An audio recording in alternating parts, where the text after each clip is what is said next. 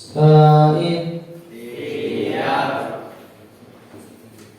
Selamat. Assalamualaikum warahmatullahi wabarakatuh. Waalaikumsalam. Sebelum kita memulai pembelajaran pada hari ini, alangkah baiknya kita berdoa kepada Allah Subhanahu wa taala agar apa yang dipelajari pada hari ini dapat bermanfaat bagi kita semua. Amin. Doa dimulai.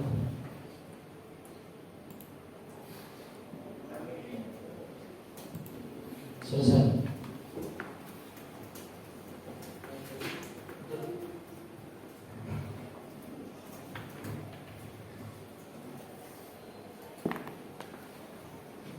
Assalamualaikum warahmatullahi wabarakatuh.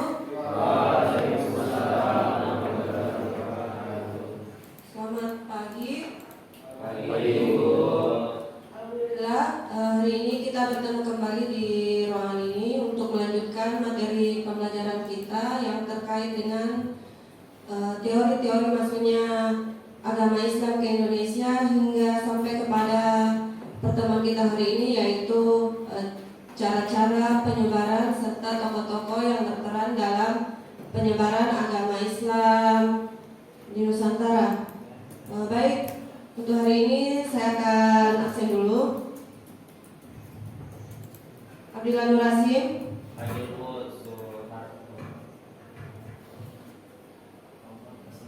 Priyanka, Satu bangsa, satu rasa kita pasti jaya untuk pembelajaran kita pada pertemuan yang lalu.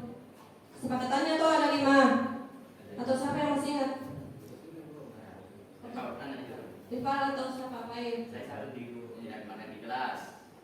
Sampai kami langsung 5. Oke, baik. Tidak tidur di kelas, 1. Tidak makan di kelas, 2. Tidak mengganggu teman, 3. Tertib, 4. Berpakaian rapi, 5. Kita lanjut ke tujuan pembelajaran hari ini. Jadi hari ini tujuan pembelajaran kita ada 3. Yang pertama, peserta didik dapat menjelaskan jalur-jalur penyebaran Islam di Indonesia. Yang kedua, peserta didik menjelaskan peran beberapa tokoh dalam proses penyebaran Islam di Indonesia. Dan yang terakhir itu peserta didik mempresentasikan hasil resume mengenai jalur-jalur penyebaran Islam dan peran beberapa tokoh yang menyebarkan Islam. Bisa dibuka akun e-learningnya masing-masing dan akses link materi hari ini untuk membaca materinya. Jadi di atas saya tampilkan 2 gambar mengenai cara-cara penyebaran agama Islam. Di atas kira-kira ada gambar apa?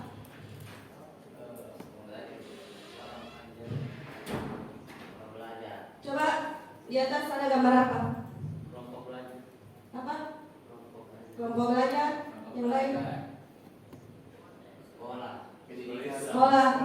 Perpustakaan. Perpustakaan. Apa lagi? Ini. Di mana? Lurus sih, lurus. Di sana. Apa lagi? Selain apa tadi? Apa tadi Anda? Kelompok belajar. Kelompok belajar, perpustakaan, Pada mengaji. orang mengaji. Apa lagi? Apa lagi? Apa? Proses mengajar. Proses mengajar. Kelompok yang di belakang apa? Gambar apa? Jadi ini terkait dengan cara-cara penyebaran agama Islam. Kelompok sini. Hah? Rak buku. Oke, rak buku. Yang di depan sudah. Kelompok sini.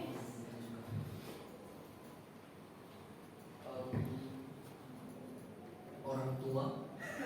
Orang tua. Maulana? Orang muda.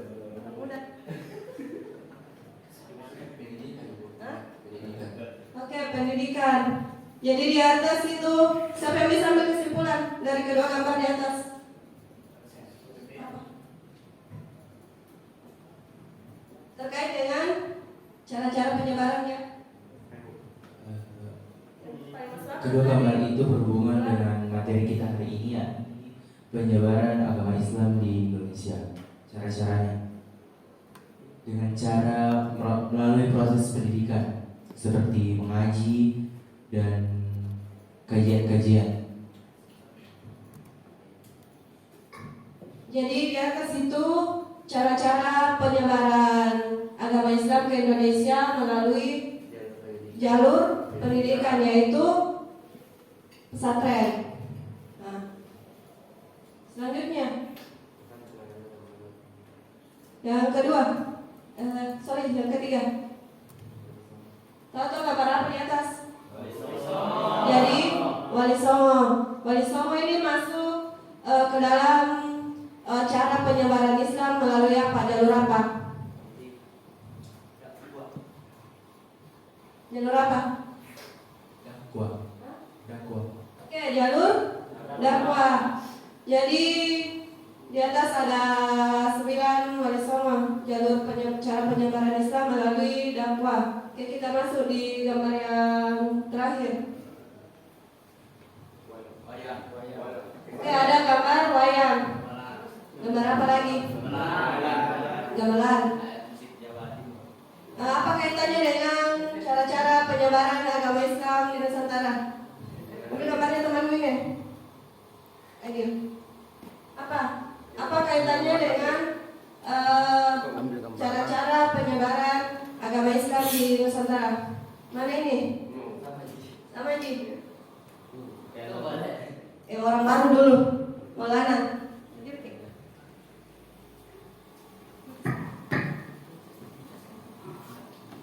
Jadi menurut saya ini proses Islam melalui jalur kesenian, di mana saat agama Islam itu masuk dapat dipengaruhi dengan seni-seni yang ada di Indonesia. Kebudayaan tersebut mengakar kuat dalam kehidupan masyarakat Indonesia, sehingga jalur Islam Islamisasi di lingkungan istana turut mempengaruhi kehidupan rakyat yang juga berbondong-bondong memeluk agama Islam. Penyebaran Islam selanjutnya adalah melalui jalur pendidikan.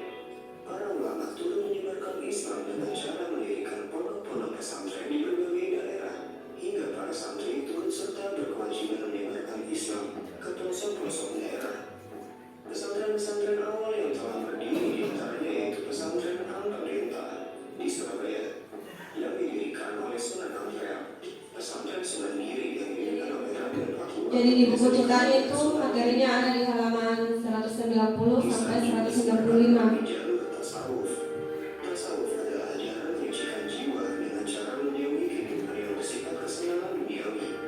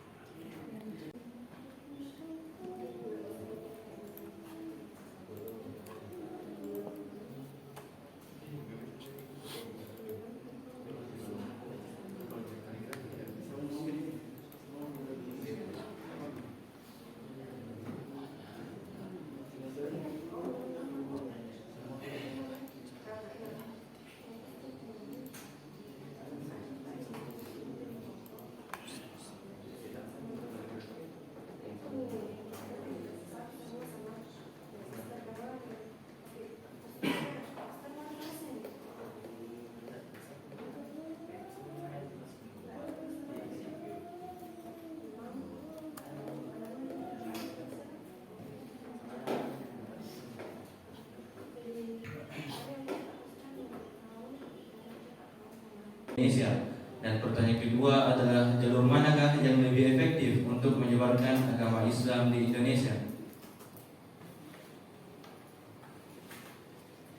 Jadi mengapa Islam dapat berkembang sangat pesat di Indonesia adalah karena disebarkan secara damai, keterbukaan masyarakat Indonesia akan agama Islam, syarat masuk Islam yang sangat mudah, yaitu hanya dengan mengucapkan 2 kalimat syahadat, cara beribadah yang mudah, tidak bertele-tele seperti agama lain, dan yang terakhir adalah tidak adanya sistem kasta Internasional.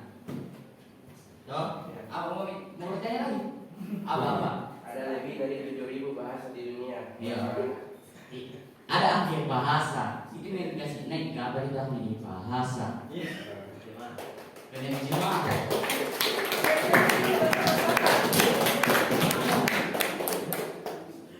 Apa lagi?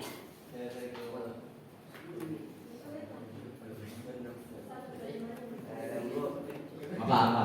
Bola bagaimana yang dimaksud? Bola bagaimana yang dimaksud?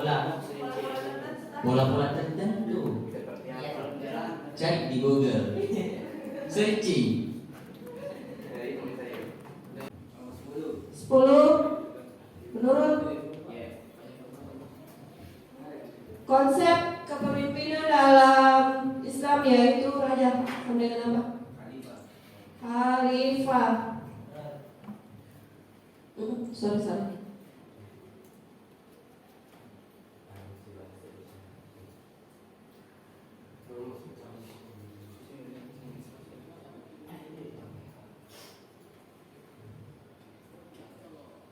Oke, benar juga. Selanjutnya kelompok sana. Tunggu dulu. Yang mana lagi?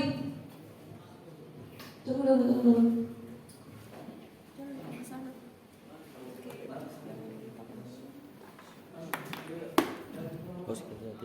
Yang mana? Kelompoknya siapa tadi? Ibnu Sina. Yang mana? Oke, saya mau langsung tanya nah. Tempat tinggal, oke, 2 menurun. Tempat tinggal saudagar atau pedagang yang terletak di wilayah pesisir pantai disebut dengan, yang bisa jawab? 2 menurun. Tempat tinggal saudagar atau pedagang yang terletak di wilayah pesisir pantai. Kelompok Hadiluran, kelompok Abu Bakar, tidak ada. Kelompok belakang, tempat tinggal saudagar atau pedagang yang terletak di wilayah pesisir pantai. Tidak ada bisa jawab.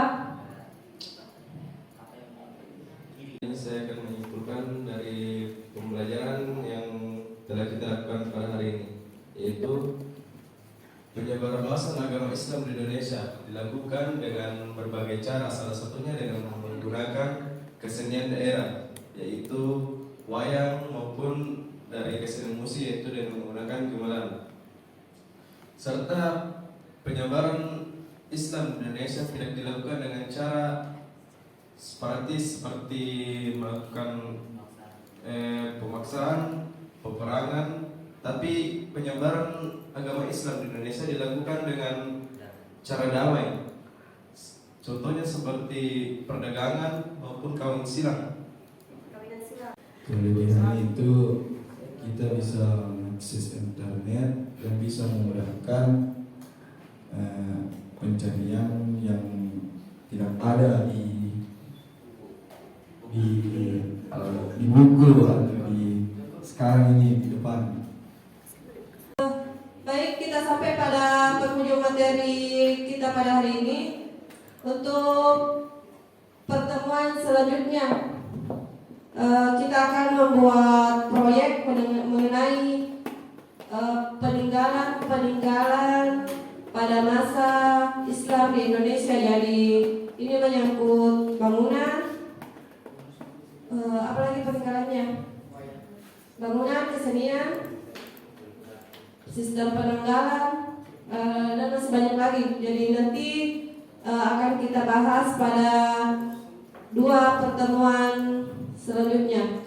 Oke, cukup pada hari ini. Ibu tutup dengan ucapan hamdalah. Terima kasih banyak. Assalamualaikum warahmatullahi wabarakatuh. Waalaikumsalam.